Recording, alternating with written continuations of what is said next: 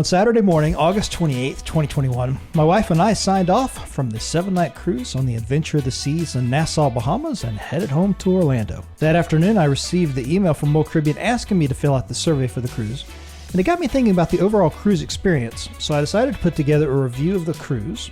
For better or worse, and mostly in order of importance, these are my observations from my August 2021 cruise on the Adventure of the Seas. Number 1 is the internet. Oh, glorious internet. This one is at the top of my list because I'm so reliant on it and had such spectacular failures with cell phone and the ship's Wi-Fi. When I filled out the post-cruise survey, the Wi-Fi was the one area where I hit them pretty hard because it really did negatively impact my cruise experience. The Adventure of the Seas launched in 2001, and it is possible that some of the hardware up on the upper deck that actually makes the satellite-based internet work is still the original equipment up there, even though it's been through countless dry docks since it first launched. It's actually going to go through another dry dock before it goes out of Galveston in October of 2021. So I really hope that they get up there and they actually fix the problem.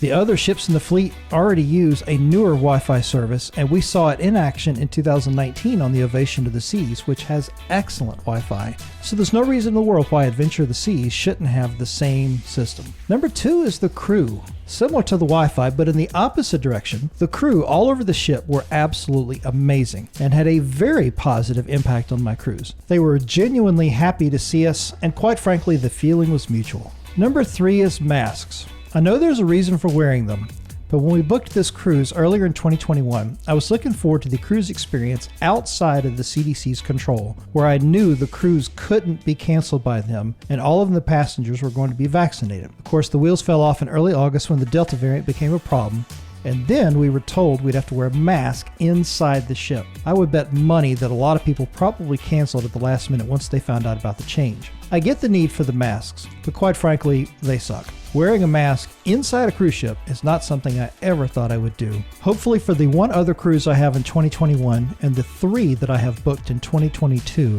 masks will no longer be necessary. Number 4 is reduced capacity. Just over 600 people on a ship that normally holds several thousand was just strange. Given the masks situation and the logistics of embarking from Nassau, you had to really want to go on this cruise. I've seen some people comment online that this would be the best time to cruise because you can have the entire ship to yourself, and that was true for the most part. We saw that in several areas. No waiting for elevators, plenty of places to sit in Windjammer, Lyric Theater, etc. My time dining went well, and we never needed a reservation for the Windjammer. But there are also some negatives. The band playing on the pool deck sometimes played to hardly anyone, same for the band in Boleros and the Imperial Lounge. The Promenade on a sea day was as empty as a port day, which was a little depressing. For my next cruise on Royal Caribbean in May of 2022, I really hope that things are quote-unquote back to normal in terms of both masks and reduced capacity.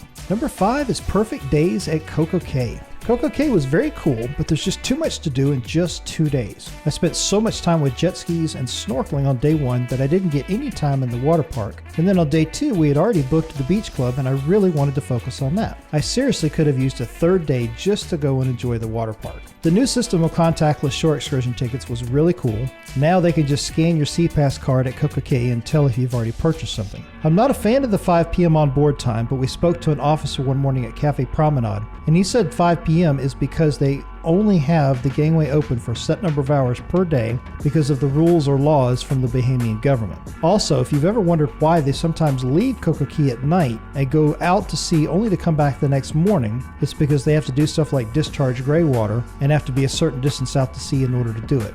In regard to the Coco Beach Club, it was really cool, but you're only paying for the restaurant and the exclusivity. There's just not much to it, although the infinity pool was pretty sweet. The over-the-water cabanas are very nice too, but they're just too rich for my blood. Number 6 is Cozumel, Mexico. It was okay. It's about the same as I remember from the last time we were there. We didn't do any excursions this time. Instead, we took a taxi to the main shopping plaza, walked around, had lunch at a place called Palmera's, which has excellent food and service, by the way. There's lots to do in Cozumel, but we'd been there several times before, and I wanted a port day with no real set agenda. We spent quite a bit of time walking around and doing some shopping, and we did end up buying some home goods that we had shipped back to our house in Orlando. Number 7 is Freeport, Bahamas. For me, it was kind of meh, but there are some very practical reasons that they stop there on each cruise out of Nassau. That's where they take on more fuel in a process called bunkering. That's also where they take on most of the basic provisioning, since Freeport is a very industrial city with a big established port for both cargo and cruise ships. There were some very nice port excursions available, but none of them were close to the port and would require transportation to and from.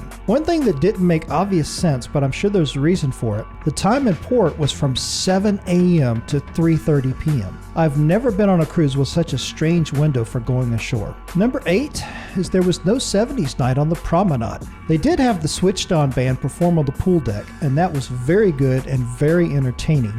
It was outdoors at night, it was perfect weather, kind of a nice breeze in the area. It's a pretty cool environment. It's not quite the same as having it on the Promenade, and we were on that ship just 5 years ago for our Southern Caribbean cruise, so I remember what that was like, and I still have some video of that somewhere. Number 9, the Viking Crown Lounge apparently becomes the Blue Moon Lounge at night. This was a good idea and something I wondered about in the past. When we were on the Majesty of the Seas in 2019, it seemed like the Viking Crown Lounge was underutilized, so I'm glad they changed it up for the Adventure of the Seas. One interesting side note is I think the Chops Grill on the Adventure of the Seas now is in the spot where the previous nightclub used to be on Deck 4, but I'm not exactly sure about that. Number 10 was the Windjammer. It was awesome as usual, and the new procedure for washing your hands is contactless and very nice. Thank you, Dyson. We never needed to make reservations, but they still scanned our SeaPass cards coming in and going out to keep an eye on the capacity. Number 11, dinner in the main dining room was exceptional. One positive from the reduced capacity was the chance to really connect with the waitstaff in the dining room, since they weren't as busy with fewer tables in their section. I've never had so much interaction with the head waiter, and that was really cool.